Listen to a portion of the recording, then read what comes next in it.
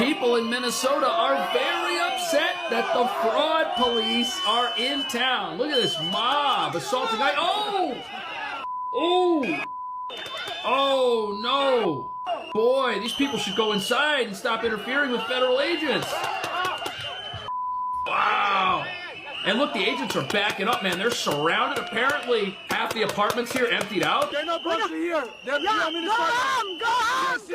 Federal prosecutors, Dana, in Minnesota have been warning and still warning that we're looking at the tip of the iceberg in terms of the extent of this fraud in Minnesota.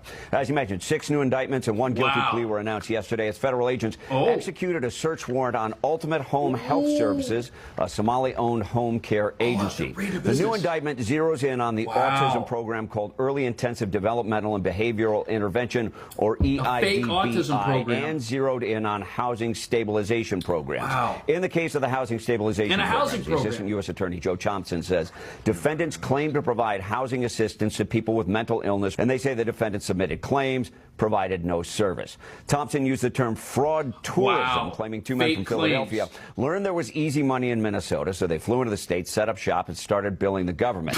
As far as defrauding the autism programs, Thompson introduced one new case of a defendant recruiting parents, getting bogus documents for a diagnosis of autism for the child. The parents would then get a kickback from the money intended to treat the autistic child. The parents were in on the fraud. What we're seeing is programs that are just entirely fraudulent. These aren't companies that are providing some services but overbilling Medicare or Medicaid. These are companies that are providing essentially no services. They're essentially shell companies created to defraud the program, created to submit on a wholesale level. Now, the housing stabilization program for one was created with a prediction it would cost $2.6 million annually. It ballooned to $21 million in 2021 and exploded to $104 million in 2024. That's insane. But look at who else was just caught lying. The ICE director is saying now that your son was not pulled over by ICE. He's saying there's no evidence. How do they know that? He didn't specify, but he's saying that... Is he saying he gets documentations for all the people they pulled over?